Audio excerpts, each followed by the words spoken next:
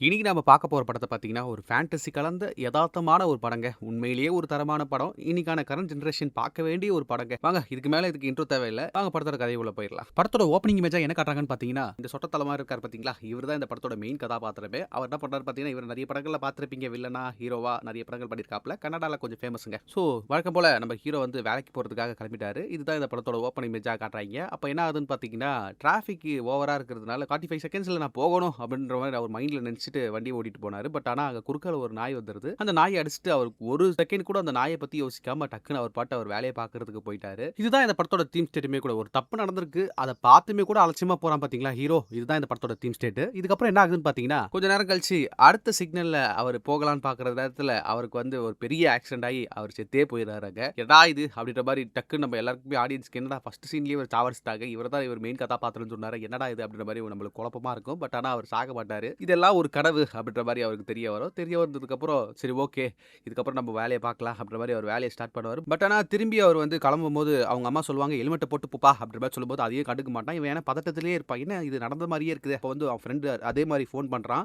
இவனுக்கு என்ன நடந்துச்சோ அதே ரெகுலராக நடக்குது. அந்த நாயை வந்து தெரியாமல் இடிச்சிடறான். ஏன்னா இது அதே மாதிரி நடக்குது. அப்போ அடுத்ததான் நம்ம சாவ போகிறோமா அப்படின்ற மாதிரி அவன் வண்டியை கொஞ்சம் பொறுமையாக ஓட்டிட்டு போகிறான். பட் ஆனால் சாவல. சரி ஓகே என்ன அப்படின்னு சொல்லிட்டு ஆஃபீஸில் போய் பார்த்து இதுக்கு என்னதான் பிரச்சனை அப்படின்ற மாதிரி அவன் வந்து இன்டர்நெட்டில் வந்து இதை சர்ச் பண்ணி பார்க்குறான். இது இப்போ சைடில் நோட்டிஃபிகேஷனில் வந்து கருட புராணம் அப்படின்ற மாதிரியான ஒரு புக் வருது. இதை பார்த்ததுமே அவனுக்கு பயங்கர அதிர்ச்சி. என்னடா இது அப்படின்ற மாதிரி அவன் பார்க்குறான். அதுக்கப்புறம் அதை ஓப்பன் பண்ணி படிக்கவும் ஆரம்பிக்கிறான். ஆக்சுவலாக அந்த புக்கில் என்ன சொல்லுவாங்கன்னு பார்த்தீங்கன்னா, இறந்ததுக்கு அப்புறம் ஒரு மனுஷனுக்கு என்ன நடக்கும் அப்படின்ற மாதிரி அவங்க சொல்லியிருப்பாங்க. அதை படிச்சுட்டு இருக்கும்போதே திடீர்னு 2 பேர் வந்து அடியாளுக்கு வந்து அவனை தூக்கிட்டு போயிடுவாங்க அடிச்சு. என்னடா இது அப்படின்னு பார்த்தா நம்ம நாய் செத்துச்சு பார்த்தீங்களா, அந்த நாயோட ஓனர் வந்து ஒரு மிகப்பெரிய ரவுடிங்க. அவன் வந்து அந்த ஏரியாவிலே மிகப்பெரிய கேங்ஸ்டர் இருந்தாலும் எல்லாருமே அவனுக்கு வந்து பயந்துட்டு இருக்காங்க. இவன் வந்து அவனோட நாயவே வந்து கொண்டுட்டா அப்படின்னும் போது அவன் வந்து நான் இதுக்கப்புறம் இன்னும் குறிச்சு வச்சுக்க இன்னும் 45 நாள்ல வந்து உன்னை கொல்றேன்டா. என் நாய் எப்படி துடிச்சு செத்துச்சோ அதே போல உன்னையும் கொல்லுவோம்டா அப்படின்ற மாதிரி அந்த வில்லன் வந்து சேலஞ்ச் பண்றாரு இவருக்கு. சோ வில்லன் இருக்கான், ஹீரோ இருக்கான். இவங்க 2 பேருக்குள்ள ஏதோ ஒன்று நடக்க போகுது அப்படின்றது தான் வந்து செட்டப்னு சொல்லுவாங்க. இன்னும் கொஞ்ச நாள் தான் இருக்குது. அந்த 45 நாளுக்குள்ள நீ எவ்வளவு சந்தோஷமா இருக்கணுமோ இருந்துக்க அப்படின்ற மாதிரி அவர் சொல்றான். பதறி போயிடுறாரு நம்ம ஹீரோ. அந்த டாக் என்னோட அம்மா மாதிரிடா அப்படின்ற மாதிரி அவர் கோவமா சொல்லிட்டு போறாரு. இதுக்கப்புறம் என்ன ஆகுதுன்னு பாத்தீங்கன்னா, நம்ம ஹீரோக்கு வந்து இதெல்லாம் பார்த்து ஐயோ என்னடா இது அப்படின்ற மாதிரி ரொம்ப கஷ்டப்படுறாரு. இதை யாருக்கிட்டையாவது சொல்லணுமே அப்படின்ற போது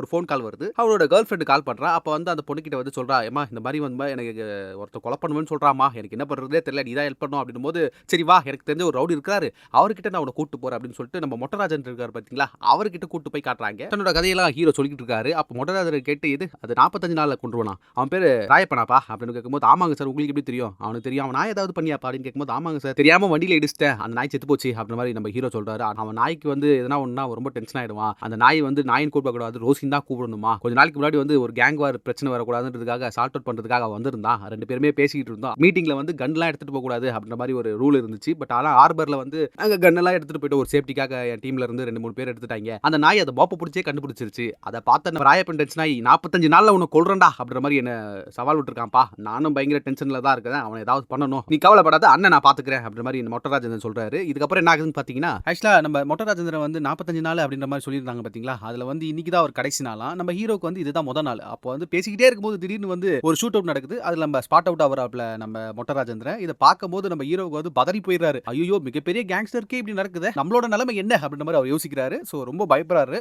இதுக்கு மேல என்ன பண்றது தெரியாம ஹீரோ வந்து ஃபீல் பண்ணிட்டு இருக்காரு. அப்ப என்ன பண்றாரு பாத்தீங்கன்னா, தன்னோட கேர்ள் ஃப்ரெண்டை கூட்டு வீட்டுல வராரு. அம்மா கிட்ட சொல்லலாம் அப்படின்ற மாதிரி யோசிக்கிறாரு. பட் ஆனா வந்து பாவம் அவங்களே வயசாயிருக்காங்க, இதை பத்தி தெரிஞ்சா அவங்க ரொம்ப ஃபீல் பண்ணுவாங்களே அப்படின்ற மாதிரி ஹீரோ சொல்லாம இருக்காரு. ஆனா டெய்லி வந்து நம்ம வில்லனோட டார்ச்சர் வந்து அதிகமாயிட்டே போகுது. ஹீரோவோட பைக்கையே கொளுத்தி போட்டுறாரு. என்னோட நாயை கொண்டது இந்த பைக் தானே அப்படின்ற மாதிரி அவர் நினைச்சு அந்த பைக்கை எரிச்சு விட்டுறாரு. இவருக்கு வந்து பயம் அதிகமாயிட்டே போகுது. சோ கிட்டத்தட்ட பல இடங்கள்ல இருந்து ஹீரோவுக்கு பிரச்சனை வந்துகிட்டே இருக்குது பாத்தீங்களா. இதுதான் வந்து கேட்லிஸ்ட்னு சொல்லுவாங்க சேவ் த கேட் வெர்ஷன்ல. சோ இப்போ ஃப்ரெண்ட் என்ன பண்றான்னு பாத்தீங்கன்னா, ஹீரோ ஹெல்ப் பண்ணலாம்னு சொல்லிட்டு எனக்கு தெரிஞ்ச ஒரு ரவுடி இருக்காரு வாங்க அங்க போவோம் அப்படின்ற மாதிரி அவனோட ஃப்ரெண்டை கூட்டு போறாரு. அதாவது ஹீரோவை கூட்டு போறாரு. அவங்க 2 பேரும் போறதுக்குள்ளேயே இதை தெரிஞ்ச ராயப்ப வந்து அங்க தம்சம் பண்ணி அடிச்சு கழட்டி ஐயோ இதுக்கு மேல நம்ம என்னடா பண்றது அப்படின்ற மாதிரி யோசிச்சுட்டு இருக்காங்க. இதுக்கு மேல வேற வழியே இல்ல, நம்ம எப்படியும் சாக தான் போறோம் அப்படின்ற மாதிரி ஹீரோ புரிஞ்சுக்கிறாரு. சோ இதை வந்து ஃபீல் பண்ணி தன்னோட அம்மா கிட்ட வந்து அழுது சொல்லிட்டு இருக்காரு. அப்ப அம்மா சொல்றாங்க கடவுள்ன்ற ஒருத்தர் இருக்காரு, இறைவன்ற ஒருத்தர் இருக்காரு, அவர் கண்டிப்பா உனக்கு ஹெல்ப் பண்ணுவாரு, நீ இதை பத்திலாம் எதுவும் யோசிக்காத, நான் கும்பிடுற முருகன் உண்மையான தெய்வமா இருந்தா கண்டிப்பா உன்னை இந்த ரவுடி கிட்ட இருந்து காப்பாத்துவாரு அப்படின்ற மாதிரி அம்மா சொல்லி முடிக்கிறாங்க. இது சொன்னதுமே அவருக்கு ஒரு மாதிரி சந்தோஷமா இருது. இதுக்கப்புறம் தான் நம்ம சிவராஜ்குமார் இருக்கார் பாத்தீங்களா, கண்ட சூப்பர் ஸ்டார், அவரை காட்டுறாங்க. அவர் வந்து என்ட்ரி, அவர் என்னன்னு பார்த்தா இதுல படத்துல ஒரு செகண்ட் ஹீரோவா தான் பண்ணிருப்பாரு. இவர் தான் இந்த படத்தோட மெயின் ஹீரோ. ஹீரோட கேரக்டர் எப்படின்னு பாத்தீங்கன்னா, எல்லாருக்குமே நல்லது பண்றது, யாருக்குன்னா பிரச்சனை வந்தா அவர் முன்னாடி நின்று அதை சால்வ் பண்றது, இந்த மாதிரி அவர் பண்ணிட்டு இருக்காரு.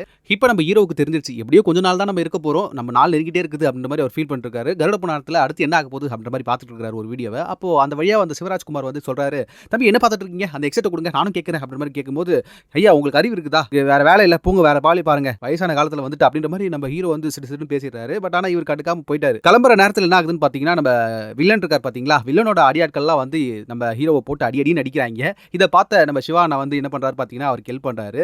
ஐயா கடவுள் மாதிரி வந்து ஹெல்ப் பண்ணீங்கயா, ரொம்ப நன்றிங்கயா, உங்களை தப்பா பேசுனதுக்கு மன்னிச்சிருங்கயா அப்படின்ற மாதிரி சொல்றாப்ல. சரி ஓகே உனக்கு என்ன தம்பி பிரச்சனை அப்படின்ற மாதிரி நம்ம சிவானா கேட்கிறாரு. அப்போ வந்து இல்லங்க இந்த மாதிரி 45 நாள்ல அவர் என்ன கொலை பண்றேன்னு சொல்றான் ஒரு வில்லன், அவங்க கிட்ட எப்படி தப்பிக்கிறதுன்னு தெரியல அப்படின்ற மாதிரி சொல்லிட்டு இருக்கும்போது, நான் உனக்கு ஹெல்ப் பண்றேன் எந்த பிரச்சனையா இருந்தாலும் என்கிட்ட சொல்லு அப்படின்னு சொல்லும்போது நம்ம ஹீரோ அப்படியா நீங்களே வயசானவரா இருக்கிறீங்க உங்ககிட்ட என்ன போய் ஹெல்ப் கேட்கறது அப்படின்ற மாதிரி பேசிட்டு அங்கிருந்து கிளம்பிடுறான். இதுதான் இந்த படத்தோட டிபேட்டுமே கூட. ஸோ இப்போ சிவானா வந்து காப்பாத்திருக்காரு, ஆனாலுமே இவர் நம்பலாமா நம்பப்படாதான்ற ஒரு எண்ணம் ஹீரோக்கு வருது பாத்தீங்களா, இதை தான் டிபேட்னு சொல்லுவாங்க. இதுக்கப்புறம் என்ன ஆகுதுன்னு பாத்தீங்கன்னா ஹீரோ கொலை பண்றதுக்கு ராயப்பனே ஸ்ட்ரைட்டா வராரு. அவனை எப்படியாவது சாவடிக்கணும் சுட்டு தள்ளணும் அப்படின்னு சொல்லிட்டு சுட வராரு. பட் ஆனா சிவானா வந்து அவரை வந்து காப்பாத்திடுறாரு. ஸோ ஹீரோவுக்கு பிரச்சனை வரும்போதெல்லாம் நம்ம சிவானா வராரு பாத்தீங்களா, இதை தான் வந்து பிரேக் இன்டு டூன்னு சொல்லுவாங்க சேவ் த கேட் வெர்ஷன்ல. அதாவது ஒரு பிரச்சனை இருக்கும்போது அது ஃபால்ஸ்ல இருந்து சக்சஸ்ஃபுல்லா ஒரு விஷயத்தை கொண்டு போறதை தான் பிரேக் இன்டு டூன்னு சொல்லுவாங்க. இது போல 2-3 இடத்துல காப்பாத்திறாரு. அப்ப சிவனாக்கும் இவருக்கும் ஆல்ரெடி ஏதோ ஒரு பஞ்சாயத்து இருக்குது போல அப்படின்ற மாதிரி ஆடியன்ஸுக்கு தெரிய வருது. நம்ம வில்லனுக்கும் சிவனாக்கும் ஏதோ பிரச்சனை இருக்கு அப்படின்றது மட்டும் தெரியுது. அப்போ சிவானா வந்து என்ன பண்றாரு பாத்தீங்கன்னா அவன் என்னோட ஆளு, நம்ம வில்லன் இருக்கார் பாத்தீங்களா ராயப்பன், அவர் யாருக்குமே பயப்பட மாட்டாரு. ஆனா நம்ம சிவானாவை பார்த்தா பயப்படுறாரு. ஒரு சுருட்டை வில்லன் பயங்கர மாசா பிடிச்சிட்டு இருப்பாரு. நம்ம சிவானாவை பார்த்ததும் அந்த சுருட்டை கீழே போட்டுருவாரு, ரொம்ப பயப்படுவாரு. இப்ப சிவானா என்ன பண்ணுவாரு பாத்தீங்கன்னா அந்த சுருட்டை எடுத்து அவர் பிடிப்பாரு. இந்த சீன்லாம் பயங்கர மாசா இருக்கும். இந்த மாதிரி இருக்கிறச்ச அடியெல்லாம் கேட்பாங்க என்னென்ன ஆச்சு அப்படின் போது, டேய் அவனுக்கு பின்னாடி பெரிய கூட்டமே இருக்குதுடா,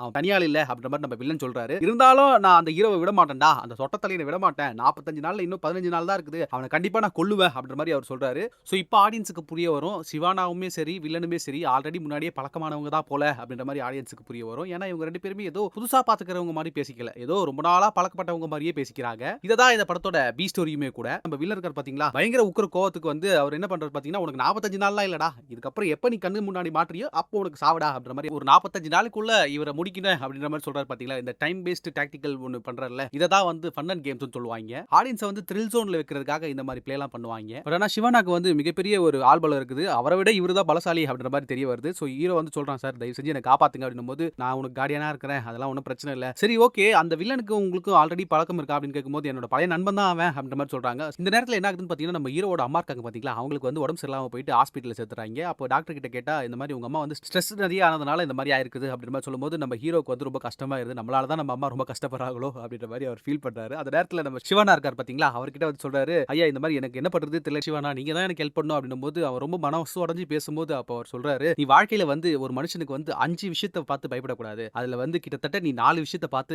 பயத்துல இருந்து வெளியே வந்துட்ட. ஃபர்ஸ்ட் உன்னோட வேலை போச்சு, உன்னோட நண்பர்கள் பிரிஞ்சு போனாங்க, உன்னோட காதலிக்கு கல்யாணம் ஆயிருச்சு, கிட்டத்தட்ட உங்க அம்மாக்கு இப்போ உடம்பு சரியில்லாம ஆயிடுது, இந்த மாதிரி எல்லாத்தையுமே நீ கடந்து வந்துட்ட. ஸோ இதை தான் மிட் பாயிண்ட்னு சொல்லுவாங்க. அதாவது எல்லா விஷயமே வந்து அவனுக்கு தெரிஞ்சிருச்சு, ரிவீல் ஆயிருச்சு, இதுக்கப்புறம் ஒண்ணுமே இல்லை அப்படின்ற மாதிரி ஒரு நிலை வருது பாத்தீங்களா, இதை தான் மிட் பாயிண்ட்னு சொல்லுவாங்க. ஸோ இப்போ கடைசியா இருக்கிறது உன்னோட உயிர் மட்டும் தான், உடலை விட்டு போற ஆன்மாவை பத்தி தான் நீ நிறைய யோசிச்சுட்டு இருக்கிற, நம்ம செத்து போயிட்டா என்ன ஆகுமோ அப்படின்ற மாதிரி பயம் தான் உனக்கு அதிகமா இருக்குது. இந்த பயத்துல இருந்து எப்படி வரணும்னு நான் உனக்கு சொல்றேன். உன்னை யாரு கொலை பண்ணணும்னு சொல்றானோ அவன்கிட்டயே போயிட்டு நீ நில்லு, அவன் கண்ணு முன்னாடி நில்லு, அவன் என்ன பண்றான்னு பாரு, அவன் கிட்ட மன்னிப்பு கேட்டு பாரு, அப்போ அவனை மன்னிக்கலனா அதுக்கப்புறம் நான் உனக்கு வந்து ஹெல்ப் பண்றேன், உனக்காக நான் வரேன் அப்படின்ற மாதிரி சொல்றாப்ல. இவனும் கடைசியில புரிஞ்சுக்கிறான், சரி ஓகே இதெல்லாம் வந்து நம்ம பண்ணி தான் ஆகணும், இதுக்கப்புறம் நம்ம வாழ்ந்தா என்ன செத்தா என்ன, நமக்கு எந்த பயமும் இல்லை, நம்ம பயத்தை எல்லாத்தையுமே கடந்துடலாம், இதையும் கடந்துடலாம், மரணன்றது ஒரு சாதாரண ஒரு படிக்கட்டு தானே அப்படின்ற மாதிரி அவன் புரிஞ்சுக்கிட்டு என்ன பண்றான்னு பாத்தீங்கன்னா அவர்கிட்ட போயிட்டு சரண்டர் ஆவறான். இதுக்கப்புறம் நம்ம ஹீரோ என்ன பண்றாரு பாத்தீங்கன்னா வில்லன் கிட்ட போயிட்டு சொல்றாரு, சார் மன்னிச்சிருங்க அப்படின்னு சொல்லும்போது, நீ என்ன நினைச்சிட்டு இருக்க, என்னோட ரோசி நீ கொன்னுட்ட, அதுக்காக உன்னை சும்மா விட்டுருவேன் நினைக்கிறியா, உன்னை கண்டிப்பா நான் கொன்னே திருவேன் அப்படின்ற மாதிரி சொல்லும்போது அப்ப ஹீரோக்கு புரியுது, என்னடா இது கடைசி நம்ம ஆயுதமான மன்னிப்பையும் ஏத்துக்க மாட்டானே என்ன பண்றது அப்படின்ற மாதிரி முழிப்பாரு. இதை தான் வந்து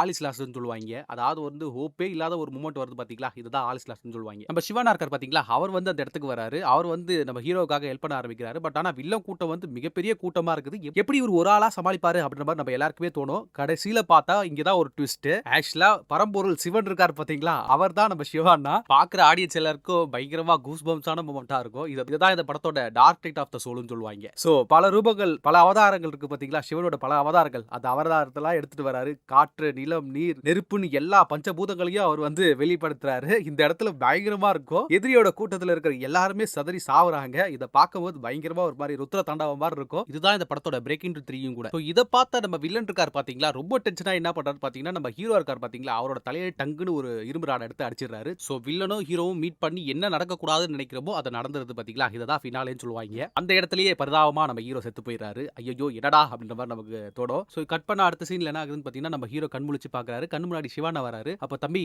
இது வரைக்கும் நீ பார்த்தலையா, அது எல்லாமே என்னோட சிறை விளையாடல் தான். ஆக்சுவலா ஆக்சுவலா வந்து நீ வந்து அங்க ஆக்சிடென்ட் ஆச்சு பாத்தியா? அப்பயே நீ செத்து போயிட்ட. இவ்வளவு நாளா வந்து நீ செஞ்ச தப்ப வந்து நீ உணரணும் அப்படின்றதுக்காக தான் நான் இந்த ஒரு பெரிய நாடகத்த நான் வந்து நடத்தினேன் அப்படின்ற மாரி சொல்றாப்ல. ஏன் அப்படின்னா, அவன் வந்து ஆரம்பத்துல அவங்க அம்மா சொல்லியிருப்பாங்க. ஹெல்மெட்ட போட்டு போப்பா அப்படின்னு சொல்லுவாங்க. இவன் கேட்க மாட்டான். ஹெல்மெட் போடாம போவான். அதுக்கப்புறம் என்ன பண்ணுவான்னு பாத்தீங்கன்னா, ஃப்ரெண்ட் கிட்ட ஃபோன் பேசிக்கிட்டே போயிட்டு நாய வந்து ஏத்தி சாவடிச்சிருவான். சரி சாவடிச்சான் தெரியாம சாவடிச்சுட்டா ஓகே. அத வந்து காப்பாத்துவோமே, இல்ல அதுக்கு பரிதாபமா அது படுத்து கிடக்குதே, அத பார்த்து நம்ம ஏதாவது ஹெல்ப் பண்ணுவோமேன்றது கூட இல்லாம அவன் கடந்து போறான். கடந்து போகும்போது தான் ஆக்சிடென்ட் ஆகுது. சோ அவனோட தப்ப உணரணும் அப்படின்றதுக்காக தான் இறைவன் இந்த மாதிரி பண்றாரு. இததான்ப்பா நான் உன்கிட்ட சொல்லணும்னு நினைச்சேன் அப்படின்ற மாதிரி சொல்லிடுறாரு. சொல்லி முடிச்ச உடனே என்ன ஆகுதுன்னு பாத்தீங்கன்னா, நம்ம வில்லன் வராரு. வில்லன் வந்து யாருன்னு பாத்தீங்கன்னா யமதர்மராஜா. ஏன் இவன் மேல ரொம்ப கோவமா இருக்காருன்னு பாத்தீங்கன்னா, யமதர்மராஜாவோட மாடு இருக்கு பாத்தீங்களா, அதோட மறு உருவம் தான் இந்த நாய். அந்த நாயை அவன் ஏத்தி கொண்டுட்டான் அப்படின்றதுனால தான் அவருக்கு பயங்கர கோவமா இருக்குது. ரொம்ப உக்கிரமா இருந்தாப்ல. சோ இறைவனோட விளையாட்டு முடிஞ்சதுக்கு அப்புறம் நம்ம ஹீரோ வந்து தப்ப உணர்ந்துட்டு, ஆமா நம்ம பண்ணது தப்பு தான். நம்ம வந்து இதுக்கான தண்டனை அனுபவிக்கணும் அப்படின்ற மாதிரி நம்ம யமதர்மராஜா கூட போயிட்டு இருக்கான். இந்த இடத்த தான் இந்த படத்தோட ஃபைனல் இமேஜ்னு சொல்லுவாங்க. சோ யமதர்மராஜா கூட ஹீரோ பேசிட்டே போறான். அப்ப வந்து அவர்கிட்ட கேக்குறான், சிவனா எங்க அப்படின்னு கேட்கும்போது அவர் என்ன பண்றாருன்னு பாத்தீங்கன்னா, இமயமலையை பாக்குறாரு. அங்க வந்து சிவன் ரூபத்துல நம்ம சிவானா வந்து காட்சியளிக்கிறாரு. இதோட இந்த படம் முடியுது. உண்மையிலேயே ஒரு தரமான ஃபேண்டசி கலந்த ஒரு திரைப்படங்க. உண்மையிலேயே ஒர்த்தபிள் வாட்ச் தான். குடும்பத்தோட பார்க்கலாம். எந்த ஒரு அசிங்கமான காட்சிகளோ இல்ல. நல்ல படம் தான். வாழ்க்கையில வந்து இந்த மாதிரி படங்கள்லாம் பாருங்க. மிருகங்களுக்கும் நம்ம வந்து சரியான இம்பார்ட்டன்ஸ் கொடுக்கணும் அப்படின்ற மாதிரி ஒரு நல்ல ஒரு நோட்டோட இந்த படத்தை வந்து முடிச்சிருப்பாங்க. இந்த படத்துக்கு வந்து என்னோட ரேட்டிங்னு பாத்தீங்கன்னா 10 அவுட் ஆஃப் 10ங்க. ஒரு நல்ல படம். உண்மையிலேயே நீங்க போய் வர்த்தபிள் வாட்ச் தான் பாருங்க. இந்த படம் சேவ் த கேட் வெர்ஷன்ல என்ன ஜானர்ல வருதுன்னு பாத்தீங்கன்னா, ஆக்ஷன் த்ரில்லர் டைம் பேஸ்ட் டிராமாவா வருது. இந்த படத்தோட கதையை நான் முழுசா பார்க்கணும்னு விரும்புறேன் அப்படின்ற மாதிரி நீங்க எதிர்பார்த்தீங்கன்னா, இந்த படத்தோட லிங்கை நான் வந்து ஓடிடி லிங்கை வந்து டிஸ்கிரிப்ஷன்ல கொடுக்குறேன். போய் பாருங்க. சோ இந்த வீடியோ உங்களுக்கு பிடிச்சிருக்குன்னு நினைக்கிறேன். பிடிச்சிருந்தா லைக் பண்ணுங்க, கமெண்ட் பண்ணுங்க, சப்ஸ்கிரைப் பண்ணுங்க. இதே போல வேற ஒரு வீடியோல சந்திக்கலாம். அதுவரை உங்களிடமிருந்து விடைபெறுவது நான் உங்கள் பரத்வாசன்.